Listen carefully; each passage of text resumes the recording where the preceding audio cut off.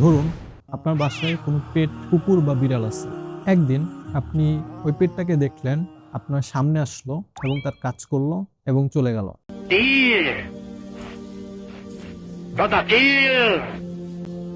What's that? এরপর তা থেকে অনেক গন্ধ আসতেছে,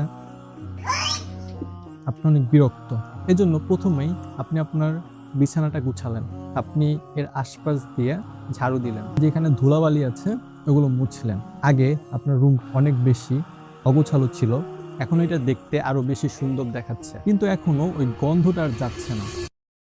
এটা আপনার কাছে রেডিকুলাস লাগবে, কিন্তু আমরা যদি আমাদের লাইফটা দেখি, আমরা ওয়ার্কআউট করা শুরু করি, আমাদের ডায়েট ঠিক করি, বই পড়া শুরু করি, নো ডাউট আমাদের লাইফটা কিছুটা বেটার হয়। অন্যদিকে হতে পারে আপনি জাঙ্ক ফুড খান, স্মোক করেন, অথবা আপনার অন্য কোনো ব্যাড হ্যাবিট আছে।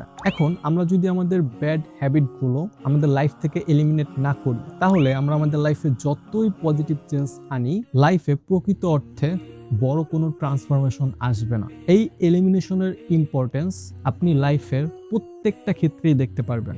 আপনি বিজনেসে গ্রো করতে অনেক কিছু করছেন, কিন্তু যেই জিনিসগুলোর জন্য কাস্টমাররা চলে যাচ্ছে ওইগুলো ফিক্স করছেন না। আপনি আপনার রিলেশনশিপ ঠিক করার জন্য ছোট ছোট অনেক পজিটিভ চেঞ্জেস আনছেন, কিন্তু ধরুন আপনি অন্যদের সাথে রুড ব্যবহার করেন, যার জন্য মানুষের সাথে আপনার রিলেশনশিপ খারাপ হচ্ছে। তাহলে ছোট ছোট পজিটিভ চেঞ্জেসগুলো ছোট কিছু পরিবর্তন আনবে, কিন্তু ওভারঅল ওয়েলবিং এর ক্ষেত্রে এটা তেমন একটা ইম্প্যাক্ট ফেলবে না। এভাবে লাইফের প্রতিটি ক্ষেত্রে আপনি কি কি করছেন, এর থেকে আরো অনেক বেশি গুরুত্বপূর্ণ হলো আপনি কোন জিনিসগুলো বাদ দিচ্ছেন।